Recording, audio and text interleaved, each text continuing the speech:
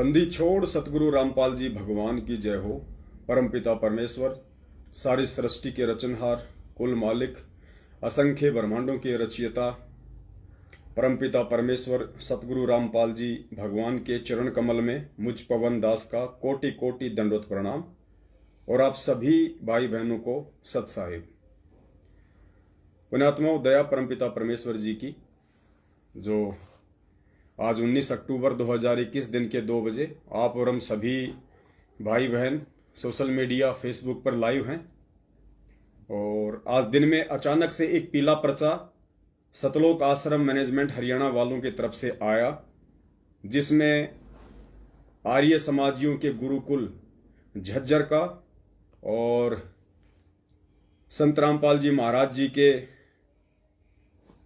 एक भगत कहे जाने वाले व्यक्ति जिसका नाम है वीरेंद्र हुड्डा, जो कि झज्जर इनकम टैक्स ऑफिस में शायद इंस्पेक्टर की नौकरी करता है। तो इन दोनों को लेके, यानी आर्य समाजियों को लेके और उस वीरेंद्र हुड्डा को लेके एक पीला पर्चा संगत में वायरल हुआ सतलोक आश्रम मैनेजमेंट हरियाणा वालों की तरफ से। उसी विषय को लेके दास ने लाइव आना उचित समझा, क्योंकि पुण्यात्माओं, हमने हर एक विषय पे अपने परमपिता परमेश्वर जी की पहचान करनी है कि ये जो पीले पर्चे भेजे जा रहे हैं, ये पीले पर्चे हमारे सतगुरुदेव जी को किस प्रकार से दोगला घोषित करने की नाजायज कोशिश कर रहे हैं, किस प्रकार से काल भगवान संगत का विश्वास तोड़ने की कोशिश कर रहा है, किस प्रकार से दुनिया वालों को सतगुरुदेव जी की निंदा और चुगली करने का एक मौका इन पीले पर्चों के माध्यम से मिल रहा है। इन तमाम बातों को लेके दास आप सभी भाई बहनों के बीच में लाइव आया है और हमारे कुछ भगत भाई बहन जुड़े। तब तक हम बंदी छोड़ का मंगलाचरण कर लेते हैं।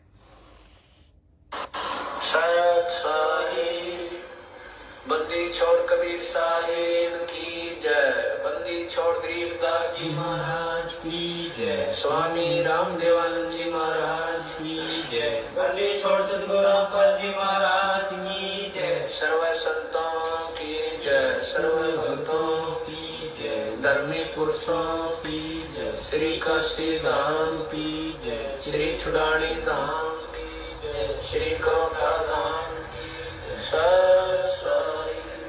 ग्रीव नमो नमो सतपुर नमस्कार गुरु की नहीं, सुर नर मुनि जन साधवा संतों सर्व सुधी नहीं। सतगुरु साहिब संत सब दंडोतम प्रणाम, आगे पीछे मध्य हुए तिनको जो कुर्बान।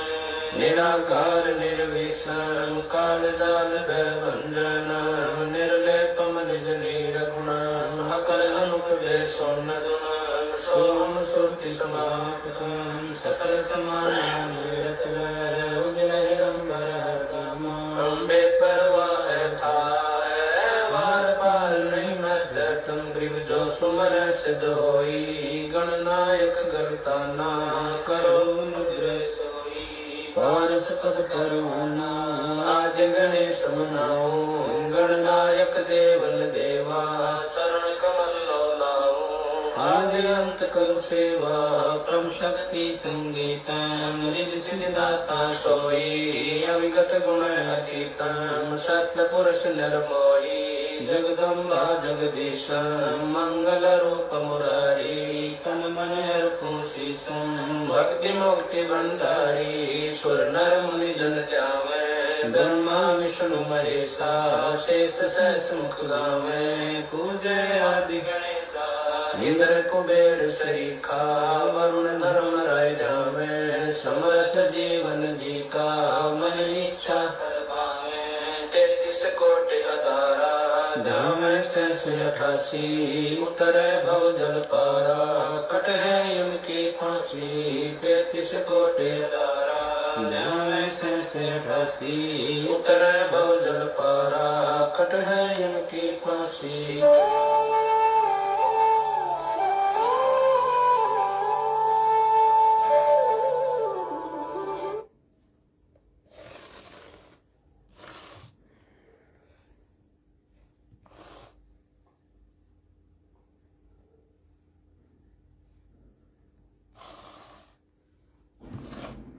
सत्साई भाई और बहनों,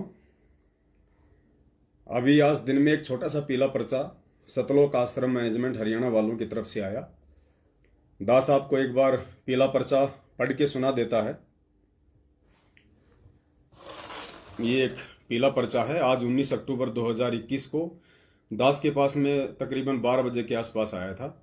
एक बार आप पढ़ लीजिए इसको और पुण्यात्मा हुआ विचार करना उसके बाद में कि किस प्रकार से बेतुकी बातों को लेके, अनर्गल बातों को लेके, जिन बातों का सतगुरुदेव जी की संगत से कोई लेना देना नहीं है, कोई मतलब नहीं है, लेकिन फालतू में अपनी आदत से मजबूर सतलोक आश्रम मैनेजमेंट हरियाणा वाले जब तक दिन में 2-4 पीले पर्चे इधर उधर की बातों के नहीं फेंक देते हैं तब तक इनकी आत्मा को शांति नहीं पहुंचती। लेकिन परमपिता परमेश्वर की इतनी दया है उनके सत्सेवक बच्चों के ऊपर, ये अगर गोबर भी संगत में फेंकेंगे तो परमेश्वर उसके अंदर से भी सोना निकलवा देंगे जो हमारे मतलब का होगा, जिससे कि संगत की आंखें खुलेंगी। हम अपने परमपिता परमेश्वर जी को पहचानेंगे कि किस प्रकार से काल भगवान सतलोक आश्रम मैनेजमेंट हरियाणा, जो कि धरती पे वर्तमान में उसका एजेंट है, उसका दूत है, उसके माध्यम से वो संगत को और परमपिता परमेश्वर जी को बर्बाद करने की नापाक कोशिश कर रहा है।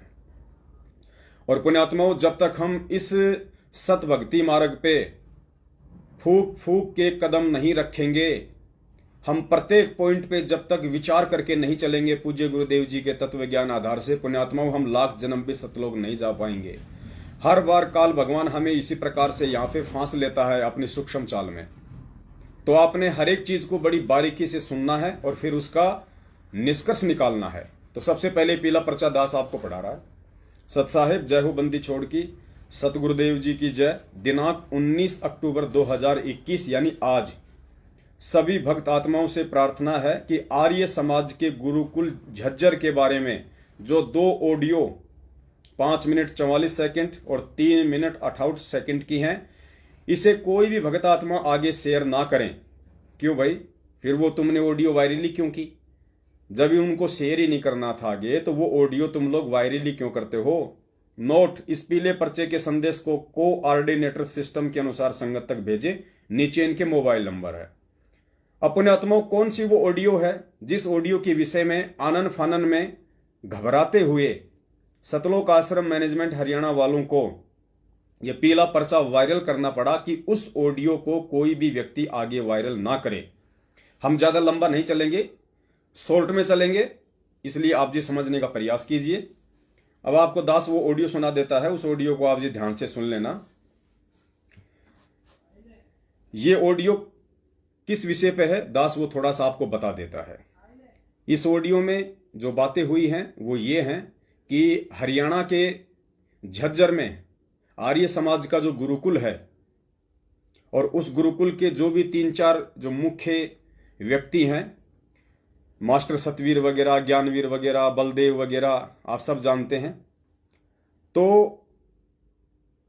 वो व्यक्ति इनकम टैक्स वगैरह की फाइल के लिए झज्जर इनकम टैक्स ऑफिस में गए और वहां पे उन्होंने जीएसटी के लिए फाइल अप्लाई की। और इस ऑडियो में कहा जा रहा है कि जो काम उन लोगों ने, आर्य समाजियों ने, जो काम 2017 में कर देना चाहिए था जीएसटी का, वो काम उन्होंने 2021 में किया। और जब उसकी जांच पड़ताल हुई तो संत रामपाल जी महाराज जी का एक भगत वीरेंद्र हुड्डा कौन सा? दास आपको बता देता है। ये वही वीरेंद्र हुड्डा है, कस्टम इंस्पेक्टर है, जिसने अभी थोड़े दिन पहले 16 अक्टूबर को हरियाणा के रोहतक में गांव किलोईवास में जो सतसेवकों का साध संगति का एक प्रोग्राम था, जो हमारी पुष्पा बहन के घर पे था, ये उसकी भुआ का लड़का है जो वहां पहुंच गया था। और उसने दबाव डाल के, उस बहन को डरा के, धमका के, इसी कस्टम इंस्पेक्टर ने, इनकम टैक्स ऑफिसर ने, जो अपने आप को संत रामपाल जी भगवान का शिष्य कहता है, इसी व्यक्ति ने वो प्रोग्राम रुकवाया था। तो झज्जर के इनकम टैक्स ऑफिस में इसकी नौकरी है और गुरुकुल का मामला भी झज्जर का था। तो इसने जांच पड़ताल वगैरह शुरू करवाई। तो मामला सामने आया कि भैया जो काम 2017 में कर देना चाहिए था, ये टैक्स वगैरह का, फाइल वगैरह का, ये तुम 2021 में कर रहे हो। और कुल मिला के जांच में पाया गया कि 1,25,00,000 रुपए की जो आर्य समाज का गुरुकुल है झज्जर का, उन लोगों ने जीएसटी की चोरी की, 1,25,00,000 रुपए की। उसके बाद में आर्य समाजी जो भी थे मेन व्यक्ति गुरुकुल के, वो सभी लोग इकट्ठे होके इनकम टैक्स ऑफिस में जाते हैं। वहां पे हमारे ये बड़े भाई वीरेंद्र हुड्डा जी, इनकम टैक्स ऑफिसर साहब बैठे हुए थे। इनसे बातचीत हुई तो भाई साहब ने उनसे कहा कि जानते हो मैं कौन हूं, तुम मुझे पहचानते हो? उन्होंने कहा जी हम तो नहीं पहचानते, आप कौन हो? उसने कहा कि मैं संत रामपाल जी महाराज का शिष्य हूं। तो बोला, जैसे ही उन्होंने ये नाम सुना तो उन आर्य समाजियों के चेहरे उतर गए कि साहब अब तो यहां पे हमारा काम नहीं बनेगा, और हमको तो साहब ये 1.25 करोड़ रुपए कहीं ना कहीं से इंतजाम करके इनको देने पड़ेंगे, अन्यथा हमारा तो गुरुकुल बंद हो जाएगा। तो उसके बाद उन्होंने कुछ कहा होगा। उसके बाद में इंस्पेक्टर साहब कहते हैं कि देखो तुम्हारे लिए हिसार जेल से क्या आदेश आया है, संत रामपाल जी महाराज का तुम्हारे लिए हिसार जेल से आदेश आया है। और भाई साहब ने फिर उनको आदेश सुनाया। अब ये ऑडियो सुन लीजिए आप एक बार, आपके अच्छे से समझ में आएगा। फिर पुण्यात्माओं, ज्ञान आधार से हमने प्रत्येक पॉइंट में विवेचन करना है, विचार करना है। और पुण्यात्माओं, हमने सतलोक आश्रम मैनेजमेंट हरियाणा वालों के षड्यंत्र को समझना है, और अतिशीघ्र हम लोगों ने इन कुकर्मी और मनवस लोगों के खेमे से बाहर निकल के परमपिता परमेश्वर जी के आशीर्वाद से जो साध संगतियां हो रही हैं, अपने सत्सेवक भाई बहनों के साथ अपनी मर्यादा को सुरक्षित रखने के लिए जुड़ जाना है। सुनिए पहले वो ऑडियो, जो ऑडियो संगत में वायरल हो रही थी, और जिस ऑडियो के विषय में ये पीला पर्चा निकाला गया है कि इस ऑडियो को आगे वायरल ना करें। हेलो। हाँ विकास साहब, मैं रमेश बोल रहा था भाई, रोहतक नाम दान पर है। हाँ जी भगत जी, कैसे हो? कोई खबर सुनी थी, वो कंफर्म करनी थी आपका है, सही है क्या वो? ये खबर भगत जी, ये आर्य समाज से संबंधित है। हाँ दोबारा सुनो, दोबारा बताओगे। हाँ बताओ। अपने वीरेंद्र भगत जी हैं, रोहतक से, अंत बिलो है आश्रम में। अच्छा। संघ वाले जो भगत जी हैं, हाँ हाँ, इनकी ड्यूटी जज्जर है, काफी बड़े अफसर हैं वहाँ। ठीक है। तो जज्जर गुरुकुल वालों ने जीएसटी नंबर के लिए अप्लाई कर दिया इनकम टैक्स ऑफिस में, ये इनकम टैक्स में। ठीक ठीक। तो जब इनकम टैक्स की फाइल पहुंची इनके पास और वह जांच हुई, तो ये पता लगा कि जो काम ये 2021 में करने लग रहे हैं, 2021 में, ये तो इनको 2017 में करना चाहिए था। हाँ। 4 साल के तक ये बिना जीएसटी नंबर के ही लाग रहे हैं अपना व्यापार करने। तो 4 साल में ये डिफॉल्टर होने के कारण सरकार ने जुर्माना कर दिया इन पर 1.25 करोड़ रुपए। अच्छा।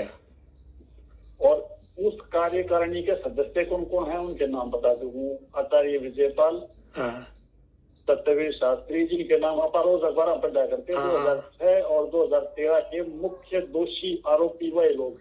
ठीक। मतलब बलदेव से अगला विजयपाल और सत्यवीर शास्त्री थे, बलदेव मर गया। तो ये सारी बात होगी। हाँ। अब मैटर इतना बड़ा था तो वो हाथ पांव जोड़ने लगे, जी गुरुकुल बंद हो जाएगा, टाले कोनी गांव आर्द्रपी से देन में है कोना। हाँ। कुल मिलाकर फाइनल बात यह होगी कि बंदी छोड़ के दरबार में या फाइल पहुंच गई। ठीक। तो आज ये आचार्य विजयपाल, सत्यवीर शास्त्री, ज्ञानवीर और 3-4 जने, मतलब उस जज्जर गुरुकुल के जो मुखिया थे वो सारे वो भगत जी के ऑफिस में बैठे थे। तो भगत जी बोले भी तुम मैंने जानो मैं कौन? हाँ। बोले जी ना जानते। बोले मैं रामपाल जी महाराज जी का शिष्य। अच्छा। नौकन की कत्ती, चेहरे पीड़े पड़ गए, फक हो गए, सुन हो गए, बोला नहीं कुछ भी। ऑर्डर गए। बोले मेरे पास तुम्हारे साथ जो करना है उसके आदेश आए हुए हैं। हाँ। भगत जी ने अपने फोन पर गुरुजिया का जो आदेश था वो एक को पकड़ा दिया, भाई इसने पढ़कर और आती सुना दे। ठीक। तो जो उसने पढ़ा उसने दास अपनी भाषा में बताया है भाई भगवान से माफी चाहूंगा। तो उसमें गुरु जी लिख रखा है ऊपर तो भाई जो वीरेंद्र बेटा सच्चा है। उसके बाद कबीरा खड़ा बाजार में मांगे सबकी खैर, ना कहू से सहोदरी ना कहू से बैर। मतलब बेटा वीरेंद्र ये अबोध बच्चे हैं, नादान हैं, मेरे मन में इनके प्रति कुछ नहीं है, लेकिन फिर भी अगर ये मुझे अपना विरोधी मानते हैं तो भी मैं इनको माफ करता हूँ। ठीक, जयबंदी छोड़ की। राम ने रावण मारा बाण से और हम किसी को मारते हैं तो एहसान से। एहसान से, आप भी इनको माफ कर दो और कानून में रहकर जो इनकी मदद हो सके वो करो। जयबंदी छोड़ की। ये पढ़ते ही वो अपनी कुर्सियों से खड़े हो गए, तालियां बजाई, गुरुजी को की जय जयकार की, और आध घंटे तक महिमा कहते रहे गुरुजी की, और अपने आप को क्रोथा कांड का से अलग करने की कोशिश करते रहे। और अब उन्होंने प्रणाम भेजी है बंदी छोड़ के पास। जय बंदी छोड़ के। तो भगत जी मेरे ख्याल में इन तब सच्चाई पुण्यात्माओं, ऑडियो आपने सुन ली होगी किस प्रकार से संगत को भ्रमित करने की कुचेष्टा की जा रही है कि वो सभी आर्य समाजी मिलके और वीरेंद्र हुड्डा जो कि इनकम टैक्स ऑफिसर है, जो अपने आप को संत रामपाल जी का भगत कहता है, उसके पास में वो लोग पहुंच गए। बोला साहब हमारा तो गुरुकुल बंद हो जाएगा और अभी इतना पैसा हम लोग कहां से भरेंगे। प्रार्थना करने लगे तो वीरेंद्र हुड्डा ने कहा कि साहब आप मुझे जानते हो, मैं कौन हूं? बोले जी नहीं जानते। बोला जी मैं संत रामपाल जी महाराज का भगत हूं, उनका शिष्य हूं। इतना कहते उनके चेहरे उतर गए और फिर वीरेंद्र हुड्डा जी ने कहा कि तुम्हारे लिए संत रामपाल जी महाराज जी का हिसार जेल से आदेश आया है। पुण्यात्माओं, यहां विचार करने की बातें हैं। अब वो वीरेंद्र हुड्डा एक प्रशासनिक नौकर है और जीएसटी का मामला है, वो प्रशासनिक मामले हैं सारे। कौन बिजली की चोरी कर रहा है, कौन नहीं कर रहा है, कौन जीएसटी की चोरी कर रहा है, कौन नहीं कर रहा है, यहां तो आपको लाखों करोड़ों मामले मिल जाएंगे हिंदुस्तान में। अब इस मामले में संत रामपाल जी महाराज जी दखल अंदाजी क्यों करेंगे? पुण्यात्माओं, ये विचार करने की बातें हैं। आप लोगों को किस प्रकार से मूर्ख बनाया जा रहा है। अपने आप को पाक साफ साबित करने के लिए सतलोक आश्रम मैनेजमेंट हरियाणा वालों के द्वारा कि उस करोथा कांड में हमारा कोई रोल नहीं है। उस करोथा कांड में जिनका रोल था आज वो लोग माफी मांग रहे हैं। गुरुजी के पास में उन्होंने अपना प्रणाम भेजा है और स्पेशल गुरुजी का आदेश आया उनके लिए। अरे भाड़ में जाए ही आर्य समाज, भाड़ में जाए झज्जर का गुरुकुल और भाड़ में जाए वो वीरेंद्र हुड्डा। पूज्य गुरुदेव जी को इससे क्या लेना देना? उन्होंने सरकार की चोरी की, जीएसटी की। तो संत रामपाल जी महाराज जी का इसमें क्या रोल है जो उनको माफ कर देंगे? भाई उन्होंने सरकार की चोरी की है, जीएसटी की, इनकम टैक्स की चोरी की है उन्होंने। यहां पे संत रामपाल जी महाराज जी पक्ष और विपक्ष की भूमिका नहीं निभा सकते, क्योंकि खुद उस परमेश्वर की वाणी है कि पक्षा पक्षी के कारण हंसा गया बिगोय। मालिक की वाणी है कि पक्षा पक्षी के कारण, यानी पक्ष और विपक्ष के झंझट में पड़ के पक्षा पक्षी के कारण सब जग रहा भुलान, निष्पक्ष होके हरि भजे वो ही संत सुजान। अब बताइए, वैसे ये कोई आध्यात्मिक मामला है ही नहीं जिसमें कि हमारे पूज्य गुरुदेव जी कोई दखल अंदाजी करें, अपना कोई आदेश पारित करें। ये एक राजकीय मामला है, प्रशासनिक मामला है, जिसमें पूज्य गुरुदेव जी कोई हस्तक्षेप नहीं करेंगे। लेकिन जबरन यहां पे पूज्य गुरुदेव जी को बीच में डाला जा रहा है अपनी महिमा मंडन के लिए और संगत को मूर्ख बनाने के लिए, ताकि संगत उन सभी फर्जी ऑडियो को सही मानती रहे, ये सोच के कि भाई ये वीरेंद्र हुड्डा तो सीधा गुरु जी से मिलता है और इसने तो बिल्कुल हिसार जेल में ऐसी सेटिंग कर रखी है, डायरेक्ट गुरु जी का जब चाहे तब ये फोन करके बात कर ले और भाई जितनी भी ऑडियो आ रही है सभी ऑडियो सही है। पुण्यात्माओं, ये बहुत गहरा असर संगत के दिमाग के ऊपर डाला जा रहा है संगत को मूर्ख बनाने के लिए। अब बिजली की चोरी की उन आर्य समाजियों ने, उस चोरी के लिए, उस चोरी का क्या दंड देना है, उस चोरी के लिए क्या जांच पड़ताल करनी है, क्या नहीं करना है, क्या इंक्वायरी बैठानी है, उसके लिए सरकार ने नौकर बना रखा है वीरेंद्र हुड्डा को झज्जर का। अब यह मामला संत रामपाल जी महाराज जी का कहां से आ गया? इस मामले में उनको बीच में क्यों डाला जा रहा है? संत रामपाल जी महाराज अपने विधान को क्यों तोड़ेंगे? उनको माफ करके राजकीय मामलों में हस्तक्षेप संत के काम नहीं होते कि बेटा इनका इनकम टैक्स माफ कर दे। फिर बाकी जो लोग चोरी कर रहे हैं इनकम टैक्स की देश में, तो उन्होंने संत रामपाल जी महाराज जी के साथ में क्या बुरा कर दिया जो संत रामपाल जी महाराज जी ने अपने एक भगत को आदेश देके 1.25 करोड़ की चोरी को माफ करवा दिया? और पुण्यात्माओं, क्या वो संत यही काम करवाने आता है, यहां पे चोरियां माफ करवाने, कि बेटा चोरी करे जाओ और मेरे से प्रार्थना लगाए जाओ, मैं तुम्हें माफी दिए जाऊंगा, चोरी किए जाओ? पुण्यात्माओं, सोचने की बात है, ये कॉमन सेंस की बात है। और ये व्यक्ति अपने आप को इनकम टैक्स का ऑफिसर कहता है, और ये सतलोक आश्रम मैनेजमेंट हरियाणा जिसने संगत को पालने का ठेका ले रखा है, ये परमेश्वर के विधान से भी परिचित नहीं है। जिस प्रकार ये वीरेंद्र हुड्डा एक सरकारी नौकर है इनकम टैक्स में, और चोरी की आर्य समाजियों ने गुरुकुल में, ये इनके बीच का आपसी या प्रशासनिक मामला है। सरकार ने नियम कायदे कानून सब कुछ उनको दिए हुए हैं कि जो व्यक्ति चोरी करेगा उसके साथ में क्या क्या सलूक करना है, क्या करना है, क्या नहीं करना है। इसमें गुरुदेव का रोल कहां से आ गया? आप लाइव देख रहे बहुत सारे भगत भाई बहन ऐसे भी हैं जिनके प्राइवेट स्कूल है, जिनके कोचिंग सेंटर भी हैं, और यदि कोई बच्चा 4 महीने आपके कोचिंग की फीस अदा ना करे, कोई बच्चा 3-4 महीने की आपकी स्कूल की फीस ना दे, तो क्या आप संत रामपाल जी महाराज जी के पास में प्रार्थना लगाओगे कि गुरुजी इस बच्चे ने अपनी फीस जमा नहीं करवाई, या गुरुजी इस बच्चे के माता पिता आए हुए मेरे ऑफिस में और ये कह रहे हैं जी हम पिछले 4 महीने से बच्चे की कोचिंग फीस जो है जमा नहीं कर पाए 4-5 महीने की, तो गुरुजी मैं क्या करूं? अरे तू नौकरी किसकी कर रहा भाई? तेरे को तनख्वाह कौन दे रहा है? नौकरी किसकी कर रहा है? अब संत रामपाल जी महाराज जी का उसमें क्या रोल है भाई कि उस बच्चे को माफ कर दे या उसकी फीस ले ले? अरे तेरे को सरकार ने नौकरी दी हुई है, तेरी कुछ जिम्मेदारियां बनती हैं सरकार के प्रति, तेरे को सरकार ने समझा रखा होगा कि ऐसे मामलों में क्या करना है क्या नहीं करना है। इसमें संत रामपाल जी महाराज जी का जिक्र कहां से आ गया? पुण्यात्मा, मेरे कहने का मतलब यह है, संगत को इतना बेवकूफ क्यों बनाया जा रहा है?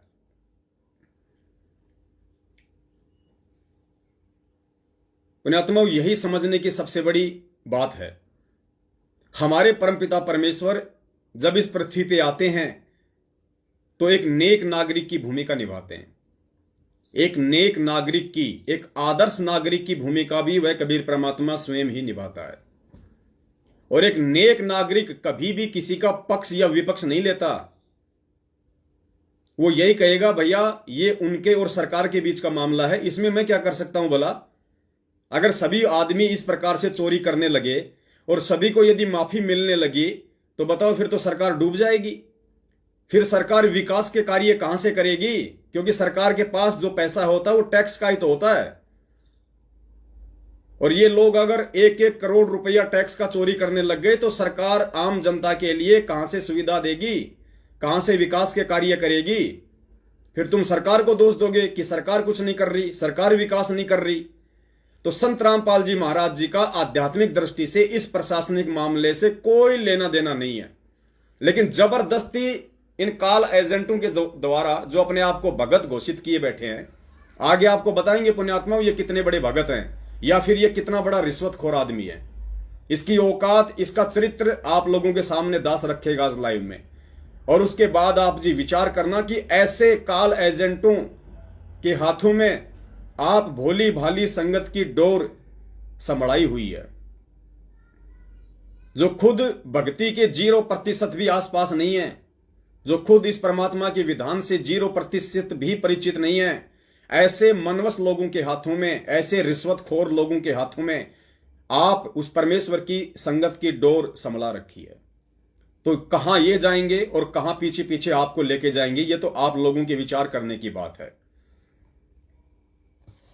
अब देखिए, परमपिता परमेश्वर जी के मुख कमल से सुनिए कि जब वो परमात्मा यहां आता है तो एक अच्छे भगत की भूमिका करता है। उसके बाद गुरु जी कह रहे हैं कि एक नेक नागरिक की भूमिका भी वो परमात्मा करता है। तो एक नेक नागरिक का पुण्यात्माओं क्या फर्ज बनता है? अगर कोई सरकार के टैक्स की चोरी कर रहा है तो उसको बचाने का फर्ज बनता है, या फिर जैसी उसको सजा मिलनी चाहिए उसके पक्ष में होना चाहिए? अगर परमपिता परमेश्वर ही अगर इनकम टैक्स की चोरी के समर्थन में आ जाएंगे, हमारे गुरुदेव यदि इनकम टैक्स की चोरी करने वालों के पक्ष में आ जाएंगे और उनको माफ करने लग जाएंगे, और आध्यात्मिक दृष्टि से हटके यदि प्रशासनिक मामलों में वो समय आए बिना, इस पॉइंट को ध्यान रखना पुण्यात्माओं, वो समय आए बिना काल भगवान के एग्रीमेंट अनुसार यदि प्रशासनिक मामलों में दखल अंदाजी करने लग जाएंगे तो पुण्यात्माओं खुद उस परमपिता परमेश्वर का विधान टूटता है। पहले सुन लीजिए कि वो परमपिता परमेश्वर नेक नागरिक की भूमिका करता है या नहीं करता है। अब वो परमात्मा है जिसने आकर खुद यहाँ पर सत्संग किया और सच्चा ज्ञान दिया, वही सतगुरु है और वही आकर के यहाँ एक सच्चे भगत की भूमिका करते हैं, एक नेक नागरिक का अभिनय भी वही करते हैं। नेक नागरिक अपना करके खाओ, जैसे रखे भगवान न्यू रहो, ज्यादा इस दौड़ धूप माया की संग्रह करने में अपना जीवन मत नसाओ, नाश ना करो। ये एग्जाम्पल दिया दाता ने, और जो ये भी उन्होंने प्रमाणित कर दिया कि जो सच्ची लगन से मुझे बजता है, संसार की दृष्टि में बेशक निर्धन दिखा है पर भगवान की दृष्टि में सबसे धनवान है। परमेश्वर जी कह रहे हैं कि खुद वो बंदी छोड़ 650 साल पहले आए, एक जुलाही की भूमिका अदा की, और जुलाई की भूमिका में परमात्मा ने हमें ये दिखाया कि भैया एक नेक नागरिक, नेक व्यक्ति रह के अपना जीवन यापन करो, माया के पीछे ज्यादा मत भगो, ज्यादा पैसों के पीछे मत भगो, अपना सिंपल तरीके से रहो और जियो। ये एक भूमिका उस परमात्मा ने हमें आकर यहां पे पेश की, एक एग्जाम्पल देके। तो पुण्यात्माओं समझ में आपके आ गया होगा कि किस प्रकार से संगत को मूर्ख बनाया जा रहा है, इस प्रकार के पीले पर्चे वगैरह भेज के। और अब एक बात आप लोगों को विचार करनी होगी पुण्यात्माओं, आप लोग काफी फर्जी ऑडियो सुनते हैं, और आज से लगभग 1.5-2 साल पहले एक फर्जी ऑडियो आई थी ऐसी ही गुरुदेव के नाम से, जिसमें कहा गया था कि वो पवन जयपुर नामदान केंद्र पे चोरी करता था और उसने मेरी जमानत के नाम पे 40-50 लाख रुपए भक्तों से ऐंठे हैं, चोरी किए हैं नामदान केंद्र से, जिस कारण से उसको गुरुद्रोही घोषित कर दिया गया। पुण्यात्माओं ये विचार करने की बातें हैं। अब पवन दास आपका छोटा भाई जो अभी लाइव आ रहा है आप लोगों के सामने है, जिसने चैलेंज किया सतलोक आश्रम मैनेजमेंट हरियाणा को, यदि मैंने नामदान केंद्र से एक नए पैसे की भी चोरी की हो तो इस दास के सर में कीड़े पड़े, और यदि मुझ पे कोई आरोप लगा रहा है सतलोक आश्रम मैनेजमेंट हरियाणा वाला, तो मेरा निवेदन है वो व्यक्ति पूरी संगत को इकट्ठा करे और वो महेंद्र भगोड़ा जो सतलोक आश्रम मैनेजमेंट हरियाणा का मुखिया है वो आ जाए। ये टेबल रहेगी बीच में, यहां पे जहर की बोतल रहेगी, उस महेंद्र भगोड़े के सामने सबसे पहले ये पवन दास ये बोतल पिएगा, ये कहते हुए कि हे परमपिता परमेश्वर, आप धरती पे प्रकट है मालिक, आप न्याय करता हैं, आपके रहते सहते परमात्मा धर्म का नाश नहीं हो सकता, अधर्म और अन्याय की विजय नहीं हो सकती। हे परमेश्वर, यदि आपके इस तुच्छ 2 कौड़ी के दास ने अगर नामदान केंद्र की, जब मेरे पास मात्र 2 महीने ही मैं रहा था, वो भी अनजाने में, मुझे मालूम नहीं था कि ये सारा का सारा धार्मिक धंधा है, लेकिन नया नया था, परमात्मा आपसे जुड़ा ही था, उसके बाद बरवाला कांड हो गया, इतना समझ नहीं पाया, एक सेवा समझ के मैंने नामदान केंद्र अपने घर पे रखा और मात्र 2 महीने मेरे घर पे रहा था। उसके बाद मैंने खुद वो नामदान केंद्र किसी दूसरे व्यक्ति को जयपुर में दिया। परमेश्वर, यदि उस दौरान दास ने 1 रुपए की भी चोरी की हो तो परमात्मा, ये दास ये बोतल आप जी को साक्षी मान के पी रहा है, और परमेश्वर धरती पे प्रकट हैं, भगत का बाढ़ बाका नहीं हो सकता, वरना भक्ति और भगवान की आवश्यकता नहीं है। और फिर वो महेंद्र भगोड़ा पिएगा नहीं पिएगा ये उसके ऊपर निर्भर करता है। उसके बाद इनमें से किसी भी व्यक्ति का कोई जवाब नहीं आया, आज तक 2 साल हो गई। तो पुण्यात्माओं, पवन दास के ऊपर झूठा आरोप, और झूठे आरोप में इन लोगों के अनुसार, ये मैं नहीं मानता कि मेरे पूज्य गुरुदेव जी की वो ऑडियो है और मेरे पूज्य गुरुदेव ने मुझे गुरुद्रोही घोषित किया है और मेरे ऊपर चोरी का इल्जाम लगाया है, मैं इस चीज को कदापि सौपन में भी स्वीकार नहीं कर सकता।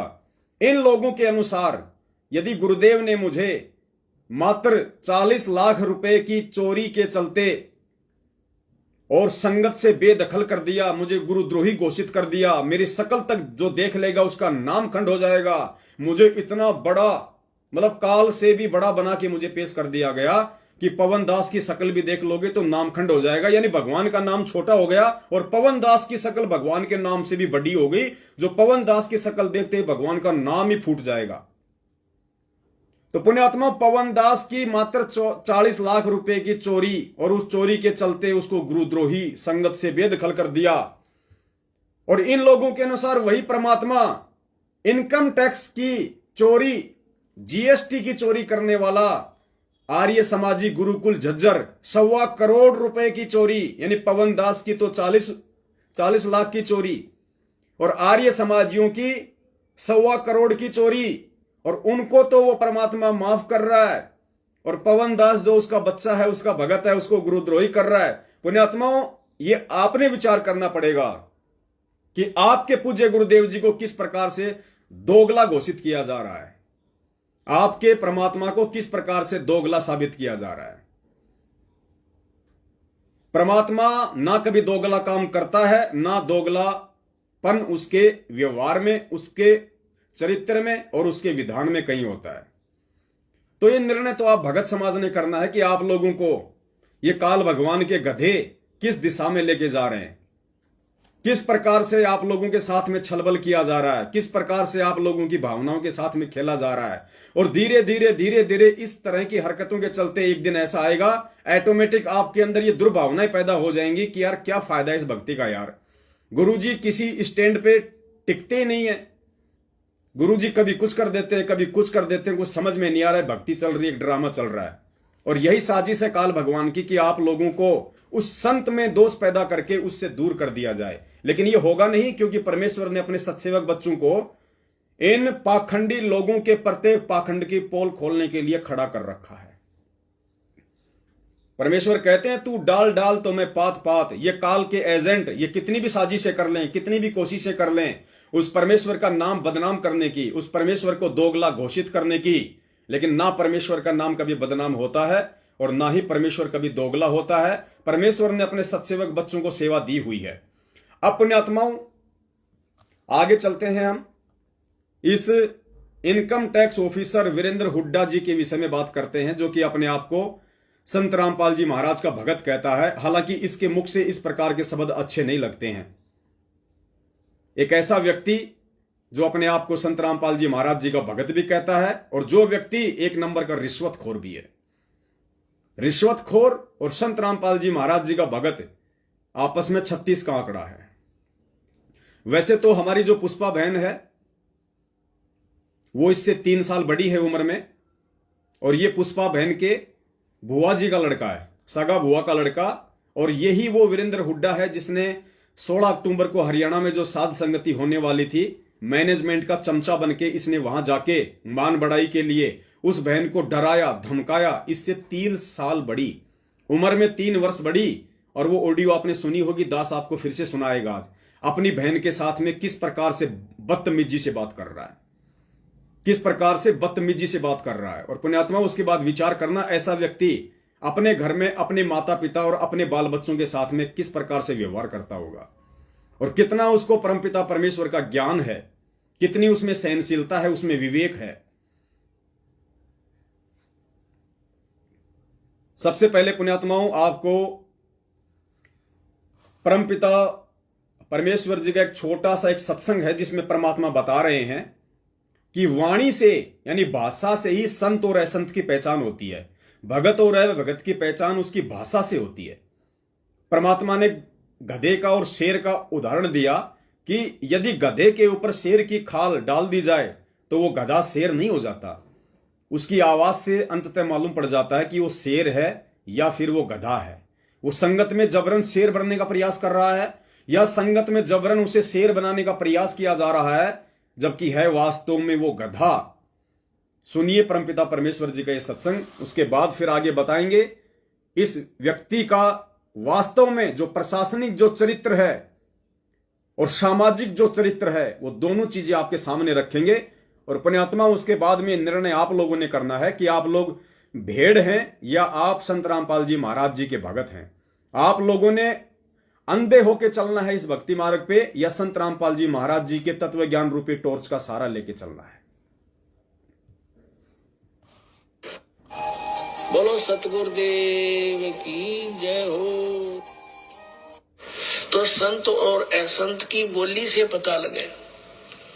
कबीर परमेश्वर जी कहते हैं, खरना हो के हरी कबहू सिंह की खाल उड़ाए। यदि गधे को सिंह की यानी शेर की खाल पहना दी ऊपर का कवर उसका, वो उस मात्र से सिंह नहीं बन जाता, शेर नहीं बन जाता, दिखता शेर है बिल्कुल। एक समय एक कुमार ने कुबज सूझगी, उसने कितने कोई शेर की खाल पागी पड़ी हुई, शेर मरा पा गया, उसने वो खाल खोल तार तोड़ लिया उसकी कितने तो काट पीट के, और उसने अपने गधे पर डाल दी, पूरी फट कर दी, और उसको रात के समय खेतों में छोड़ दिए। वो जाके किसानों की फसल खावे, रखवाले देखे चांद की चांदनी में निकट जावे, क्या बढ़ गया क्या आ गया, देखे वहां पर शेर खड़ा फसल खा रहा, शेर सिंह, तो वो भाग ले पूरी तरह, गांव में आकर रुक के मर गए, शेर आ रहा, शेर आ गया। ठीक इसी प्रकार से पुण्यात्माओं, ये कुछ ऐसे लोग हैं जो अपने आप को संत रामपाल जी का भगत कहते हैं। असल में ये लोग उस गधे की श्रेणी में हैं, और इनके ऊपर सतलोक आश्रम मैनेजमेंट हरियाणा ने, उस कुमार ने जबरन इनके पद को लेके, इनकी पोस्ट को लेके, इनके झूठे दबदबे को लेके संगत के अंदर एक माहौल बनाया जा रहा है, और इनको जबरन शेर घोषित किया जा रहा है। यानी गधे के ऊपर जबरन शेर की खाल उड़ाई जा रही है, संगत को गुमराह करने के लिए, संगत को डराने के लिए, धमकाने के लिए। अब रखवालों ने उधर जाना भी छोड़ दिया कि रात में शेर आवे फसल खावे, काफी चर्चा का विषय बन गया। एक दूसरे कुमार को पता चला कि भाई शेर फसल तो खा नहीं सकता, देखते हैं कोई गधे पे खाल ना डाल रखी हो किसी ने। उसने सोचा कि भी चल पहचान करते हैं, गांव वालों से कहा भी चलो आज शेर पकड़ते हैं। वो कहने लगे नहीं भाई नहीं, उधर नहीं जाना। वो कहने लगा भी चलो तुम मेरे साथ चलो, वृक्षों पर बैठ जाना ऊंचे चढ़कर। वो 2-4 गधे ले गया अपने, और जहां वो शेर आता था उसी के आसपास वो गधे छोड़ दिए, और वो बैठ के ऊपर वृक्षों पर। अब डर उसको भी था, कुमार को भी कहीं सचमुच एक शेर ना हो, चलिए तो पहचान हो जाएगी, बेगा गधे ने खा लेगा और क्या होगा। तो थोड़ी देर के बाद उन गधों ने अपनी बोली बोली, हु करने लगे। वो शेर भी लग गया हु करने, वो आया भाग गया, और उन गधों के पास आकर हु करता करता खूब मस्ती में उसकी वह खाल उतर गई ऊपर तक, और गधा का गधा। तो रखवाले उतरे, अरे सचमुच तो गधा है, उसको मार को धमका निकम्मे तने यो के जुल्म कर दिया। तो पुण्यात्मा परमात्मा कहते हैं कि गधे की और शेर की पहचान उसकी आवाज से होती है, आवाज से। वो भी हु करता है। जब कहने लगे भाई यू तो गधा है, शेर को नहीं, शेर की आवाज से कोई ना, वो बोली ही नहीं है शेर वाली। तो इस प्रकार संत और असंत का ज्ञान उसके वचनों से, उसके सत्संग से, उसके ज्ञान से होता है। तो परमेश्वर कह रहे हैं कि संत और असंत की पहचान उसके सत्संग से, उसके ज्ञान से, उसके विचारों से, उसकी वाणी से, उसकी भाषा से होता है। तो जिस वीरेंद्र हुड्डा को एक छोटी सी नौकरी के चलते और संगत में एक बहुत बड़ा स्टार बना के पेश करने की कोशिश की जा रही है, ताकि संगत उसकी बातों पे यकीन करे, विश्वास करे कि भाई ये तो इनकम टैक्स ऑफिसर है, इसके तो सीएम तक संबंध हैं, ये तो जेल में डायरेक्ट जेलर से मिलता है, गुरुजी उसे कभी भी बात कर सकता है, इसके पास तो डायरेक्ट गुरुजी का फोन आता है। भाई लाख बार तेरे पास में गुरुजी का फोन आए, चाहे तू गुरुजी को अपनी जेब में डाल के रख, हमें इससे कोई लेना देना नहीं है। ये ज्ञान मार्ग है, ये भक्ति मार्ग है, इस पे अंततः ज्ञान को आधार बनाकर चलने वाला ही सफल होगा। अब पुण्यात्माओं, जिस प्रकार से उस गांव वाले व्यक्ति ने कहा कि भाई शेर जो है फसल तो खा नहीं सकता, और जरूर किसी ने कोई मजाक कर रखा है, ये जरूर किसी ने किसी गधे के ऊपर कोई शेर की खाल डाल रखी है, तो आज इसकी पहचान करते हैं। तो पुण्यात्माओं, ये दास आपको ऐसे ही भक्तों की, जो कि वास्तव में वो गधे हैं, गधे का मतलब दास कोई गाली नहीं दे रहा किसी को, ना मेरे को देने का अधिकार है, ना मेरे गुरुदेव ने मुझे सिखाया। गधा एक शब्द है, और गधा का मतलब होता है गै से गलत, धा से धारणा। गलत धारणा, गै से गलत और धा से धारणा, अर्थात जिस किसी व्यक्ति की किसी भी विषय को लेके गलत धारणा होती है उसको गधा कहते हैं। तो इस भाई साहब वीरेंद्र हुड्डा की पता नहीं कितनी गलत धारणाएं हैं। सबसे पहली इसकी जो गलत धारणा थी वो थी 16 तारीख को रोहतक में जो सत्सेवकों का साथ संगति का प्रोग्राम था, परमेश्वर को भोग लगने जा रहा था। इस नालायक व्यक्ति ने वहां पे जाके और परमेश्वर के विधान को तोड़ा, उस बहन को डराया, धमकाया और साथ संगति का 5 यज्ञ का प्रोग्राम नहीं होने दिया। तो पुण्यात्माओं, अब गधे के ऊपर जो शेर की खाल डाल रखी है मैनेजमेंट ने, वो तो उतारनी जरूरी है, क्योंकि दास को तो भगवान ने यही सेवा दे रखी है और दास तो इन जैसे लोगों से रत्ती भर भी नहीं डरता है। रत्ती भर भी अगर इस परमेश्वर के मार्ग में अगर देश का प्रधानमंत्री भी अगर कोई ऊंच नीच करेगा इस परमेश्वर के मार्ग को लेके, बाकी वो चाहे जो मर्जी करे, दुनिया को लूटे खसोटे, चाहे देश बेचे, हमें कोई लेना देना नहीं उस चीज से। हम आध्यात्मिक व्यक्ति हैं, सच को सच कहने वाले व्यक्ति हैं। यदि देश का प्रधानमंत्री भी संत रामपाल जी महाराज जी के सत भक्ति मार्ग में अगर अपनी टांग अड़ाएगा तो उसकी भी खाल उधेड़ी जाएगी, उसके भी पाखंड का, उसके भी झूठ का पर्दाफाश किया जाएगा। ये तो एक छोटा सा नौकर है इनकम टैक्स का, इसकी तो औकात ही क्या है। तो आज इस गधे के ऊपर जो शेर की खाल डाल रखी है सतलोक आश्रम मैनेजमेंट हरियाणा ने संगत को बेवकूफ बनाने के लिए। पुण्यात्माओं, ये सत्संग तो आपने सुनी लिया परमात्मा का कि संत की पहचान उसकी भाषा से, उसकी वाणी से होती है कि वो गधा है या शेर है। अब आपको वो ऑडियो सुनाते हैं पुण्यात्माओं, एक छोटी सी।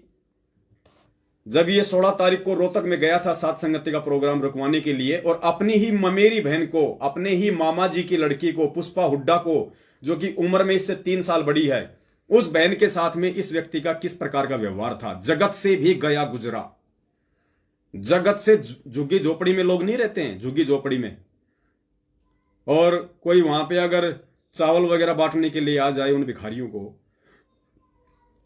और अगर 2-4 व्यक्ति लास्ट में आए और उनको चावल नहीं मिलते हैं तो दूसरे अपने झुग्गी झोपड़ी वालियों के साथ में वो किस प्रकार से लड़ाई झगड़ा करते हैं। वो चरित्र है इस आदमी का सामाजिक और आध्यात्मिक स्तर पे। सुन लीजिए पहले वो ऑडियो। ये रोहतक गया वहां पे प्रोग्राम रुकवाने के लिए। उस प्रोग्राम में वहां पे हमारे सोनीपत से राहुल भगत जी हैं, सत्सेवक हैं। गुड़गांव से हमारी चंद्रो बहन है, उसका एक लड़का था, तीनों वहां पे गए हुए थे। तो ये वहां पहुंचा, इसने वहां पे कहा कि ले गुरुजी का फोन आ गया जेल से, बात कर। और इसने अपनी बहन को फोन दिया, वो बेचारी बात करने लगी। जैसे भी वो डर गई, घबरा गई। जैसे ही वो फोन कटा, और फोन कटने के बाद फिर पुण्यात्माओं आप इसकी वाणी सुनना, एक इनकम टैक्स ऑफिसर की, एक कस्टम इंस्पेक्टर की, संत रामपाल जी महाराज जी के भगत की, गधे के शरीर पे मतलब शेर बन के बैठे हुए व्यक्ति की। उसके बाद आप खुद निर्णय कर लेना कि ये आपका भगत भाई कहलाने के लायक भी है या नहीं है, ये संत रामपाल जी महाराज जी का भगत कहलाने के लायक भी है या नहीं है। और आपने ऐसे लोगों को देख के भक्ति मार्ग पे चल के काल भगवान के नरक में जाना है या क्या करना है, ये डिसीजन तो आप लोगों ने करना है।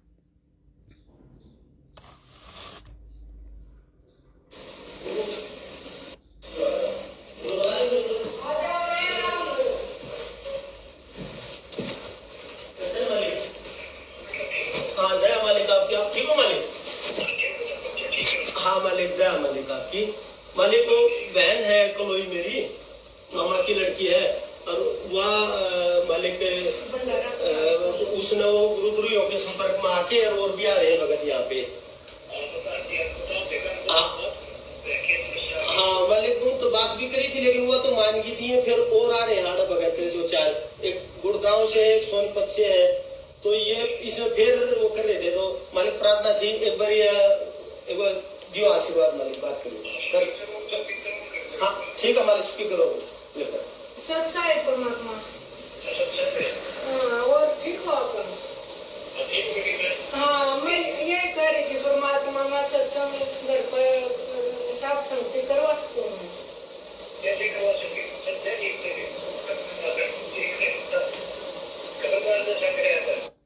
अपने आत्मा उधर से जो फर्जी ऑडियो आती है उसमें आदेश आ रहा है कि साथ संगति तू कैसे करवा सकती है, ऐसे कैसे साथ संगति करवा सकती है। अपने आत्मा विचार करना, जब 1.25 करोड़ की जीएसटी चोरी माफी हो सकती है तो सत्सेवकों के द्वारा साथ संगति करवाने में क्या दिक्कत आ रही है। इस प्रकार से आप लोगों को फर्जी ऑडियो के माध्यम से बेवकूफ बनाया जा रहा है।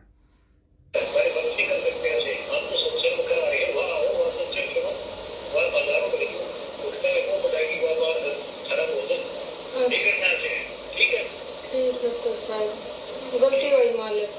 अच्छा जी, परमात्मा क्षमा करना, मेरे को पता नहीं था सत्संग में हूँ मन गई मैं।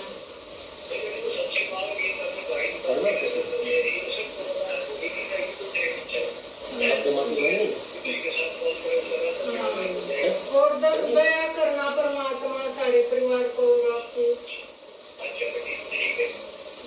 धन्यवाद प्रणाम कोटि कोटि प्रणाम।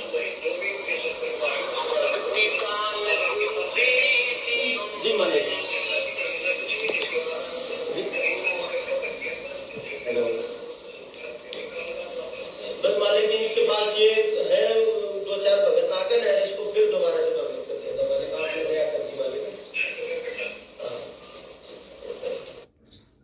अब आगे सुनना पुण्यात्माओं, इस Virendra Hooda income tax officer की वाणी, इसके शब्द और निर्णय आपने करना है कि यह भगत की श्रेणी में है या जगत से भी गए गुजरे व्यक्ति की श्रेणी में है।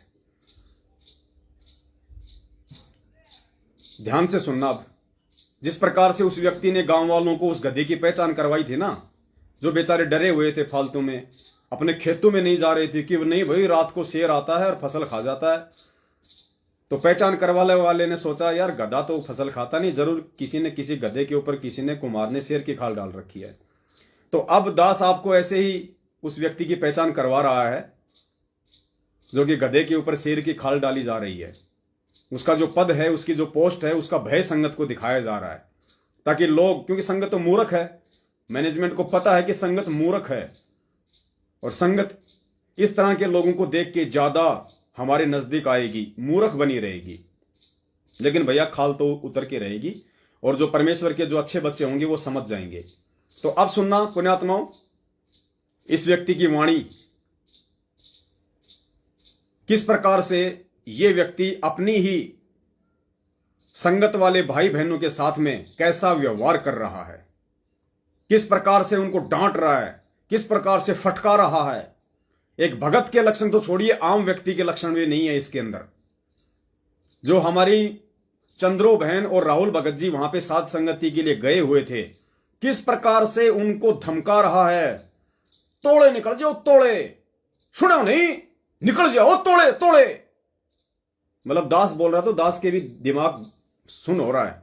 कभी मैंने इतना बोला नहीं नाम दीक्षा लेने के बाद में, आप लोगों को समझाने के लिए बोल रहा हूं। अभी भी 10 मिनट मेरे सिर में दर्द रहेगा।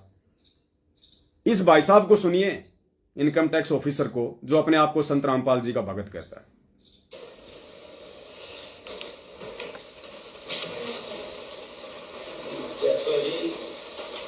माफी मांग ले, जाके माफ कर ले, कड़ा तोड़ा लग गया, जल्दी जल्दी कड़ा तोड़ा, सुना नहीं, कड़ा तोड़ा लग गया, 1 मिनट भी ना दिया मेरे को हो गया और दाखिले चले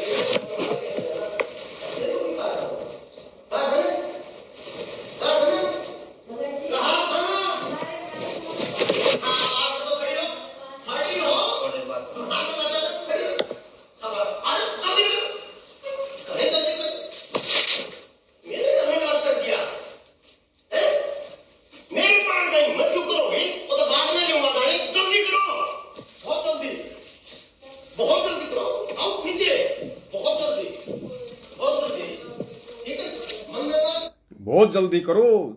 जैसे किसी के दस्त हो जाते हैं, बाथरूम में कोई दूसरा आदमी घुस रहा हो और उसको वो कहता है कि जल्दी कर, बहुत जल्दी कर, नहीं तो पेंट में आ जाएगा, जल्दी कर। पुण्यात्माओं, ये चरित्र है इन लोगों का। आप लोगों के सामने परमपिता परमेश्वर जी के आशीर्वाद से दास ने रख दिया, क्योंकि दास की सेवा ये है। और इसके बदले पुण्यात्माओं, दास को जो भी कीमत चुकानी पड़ेगी दास चुकाएगा। चाहे ये लोग मेरे साथ में फिर से मारापीटी करें, चाहे ये लोग मुझे जेल में डलवाएं किसी भी झूठे आरोप में, कुछ भी करें ये मेरे साथ में, मुझे उस चीज की कोई परवाह नहीं, कोई टेंशन नहीं। मुझे टेंशन इस चीज की है कि भगवान ने मुझे जो सेवा दी हुई है, उस सेवा में यदि कोई त्रुटि रह गई तो परमेश्वर को मैं किस मुख से जवाब दूंगा। मुझे डर इन जैसे 2 कौड़ी के व्यक्तियों का नहीं है। देश का प्रधानमंत्री आ जाए तो मुझे उसका भी डर नहीं है। सच को सच कहना मुझे मेरे भगवान ने, मेरे बाप ने मुझे सिखाया है और मैं अंत तक कहूंगा। और उसी सच को कहने के चलते आज मेरा बाप जेल में बैठा है। तो मैं झूठ और झूठों का साथ देके, चाहे वो मेरा भगत भाई क्यों ना हो, मैं कैसे अपने बाप को नाराज कर सकता हूं। तो ये इनकी औकात है पुण्यात्माओं, जो परमेश्वर ने सत्संग में बताई कि भगत और अभगत की और संत की पहचान उसकी वाणी से, उसके शब्दों से होती है।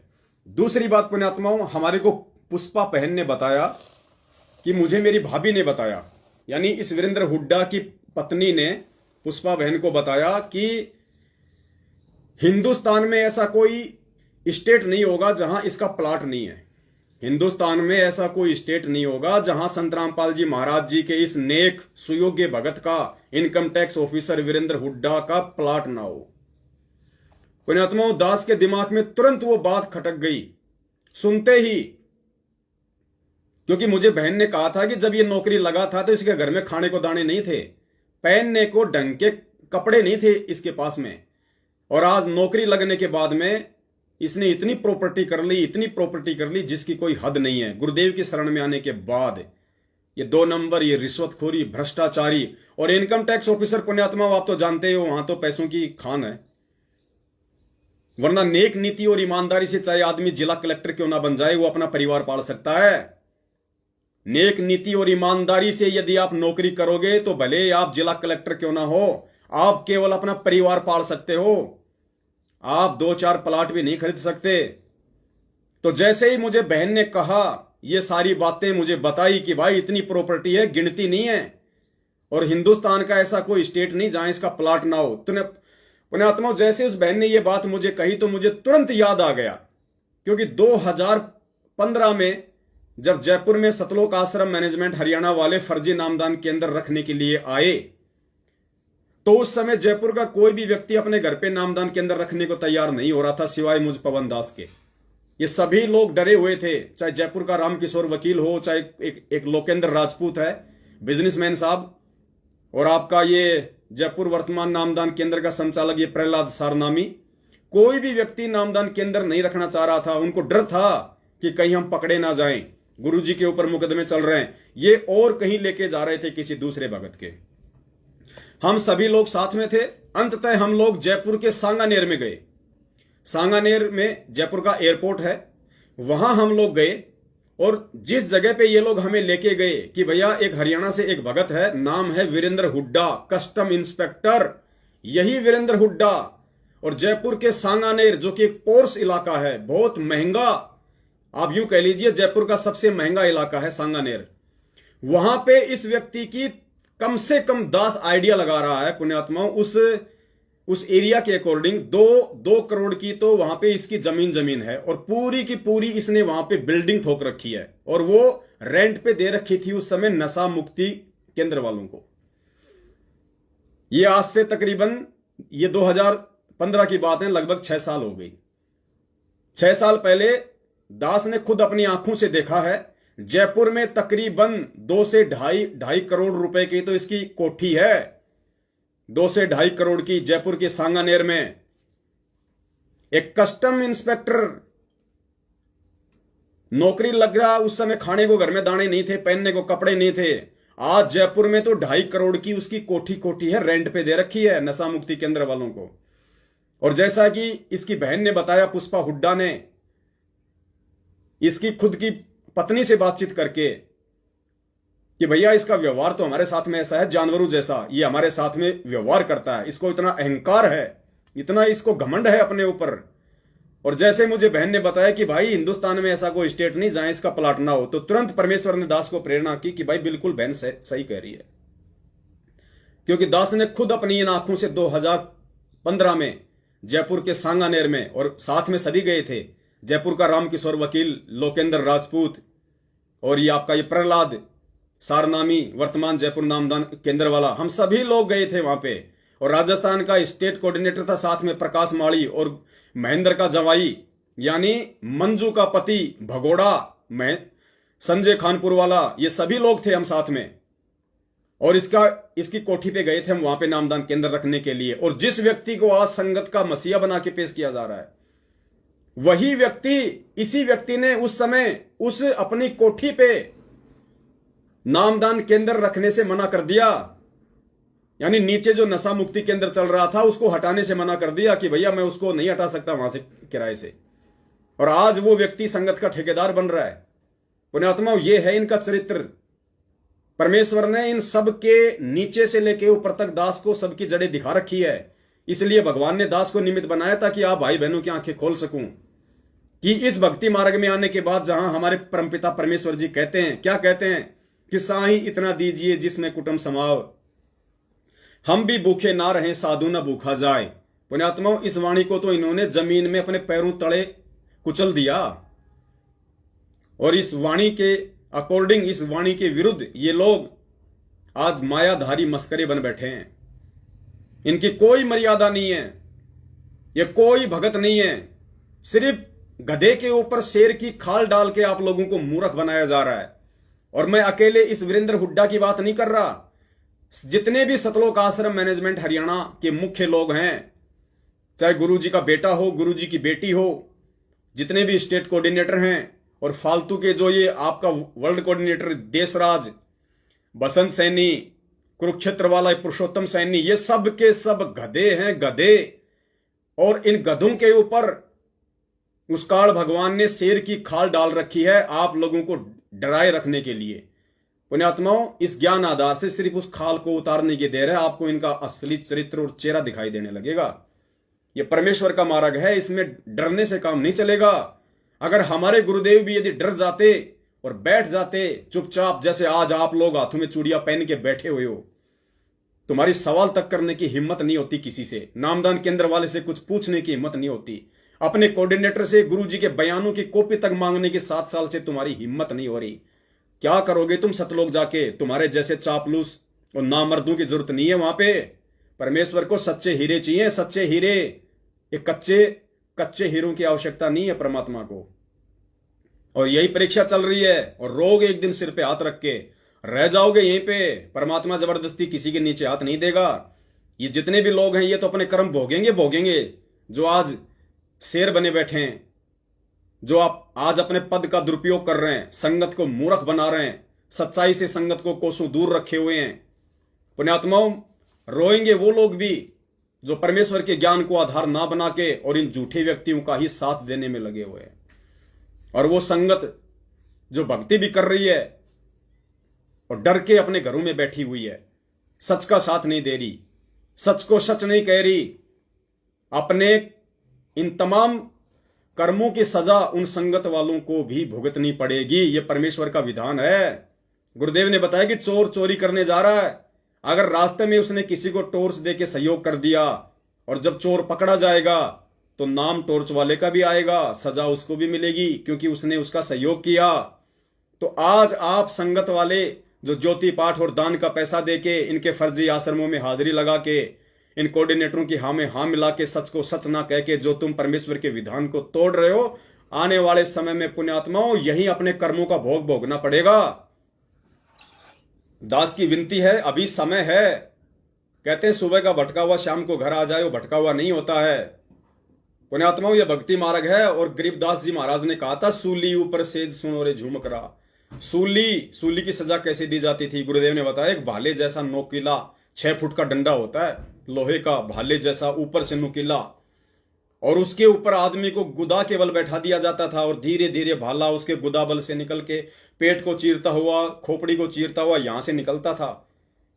उसकी तड़प तड़प की मौत होती थी, उसको कहते थे सूली तोड़ना। तो गरीबदास जी महाराज जी ने कहा कि यह भक्ति जो व्यक्ति जो करेगा उसके लिए यह भक्ति करना सूली के ऊपर सेज के समान है। सूली के ऊपर सोना, सूली ऊपर सोना मतलब अगर जरा सी भी मर्यादा में त्रुटि हो गई, जरा सा भी तुमने परमेश्वर के वचन को भंग कर दिया, परमेश्वर के विधान को तोड़ दिया, तो काल भगवान का भाला तुम्हारी गुदा में प्रवेश करेगा। और पुण्यात्मा 90% संगत को ये लोग मर्यादाओं से दूर कर चुके हैं। काल का भाला इनकी गुदा में घुसना ही घुसना है, इसमें कोई दो राय नहीं है। लेकिन ऑप्शन है इस भक्ति मार्ग में। परमेश्वर दयालु हैं। यदि सुबह का भटका हुआ शाम को घर आ जाए तो परमेश्वर दया करते हैं, मालिक दयालु हैं। दास गरीब दयालु हैं, डिगे बंधावे धीर। अभी भी यदि आपकी समझ में आ रही हों ये तमाम बातें और इस तरह के फालतू के ये मैसेज वगैरह बना बना के ऑडियो वगैरह वायरल कर करके आप खुद विचार करना इस पीले पर्चे का और इस 3 मिनट की ऑडियो का हम संगत वालों से क्या लेना देना था। भाड़ में जाए हरियाणा के आर्य समाजियों का गुरुकुल, भाड़ में जाए वो इनकम टैक्स का नौकर वीरेंद्र।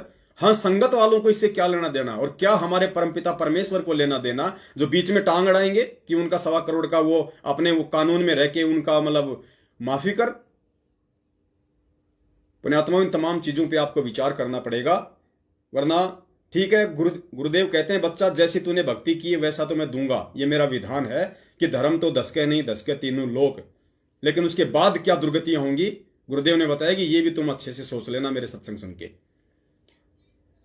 तो पुण्यात्माओं, बस ये छोटी सी जानकारी थी दो आप सभी भगत भाई बहनों तक परमपिता परमेश्वर सतगुरु रामपाल जी भगवान के आशीर्वाद से दास ने देना उचित समझा। दास ने परमपिता परमेश्वर के प्रति और अपने सभी भाई बहनों के प्रति अपना फर्ज अदा करते हुए आप लोगों तक मैं सूचना पहुंचाता रहता हूं। वीडियो अगर आपको अच्छे लगे, अगर ज्ञानवर्धक हैं तो निवेदन करूंगा आप जी ज्यादा से ज्यादा इनको शेयर करते रहिए, लाइक करते रहिए, ताकि दूसरे भगत भाई बहनें भी इन काल एजेंटों के जाल से बाहर निकल सकें। बस दास की इतनी सी विनती है।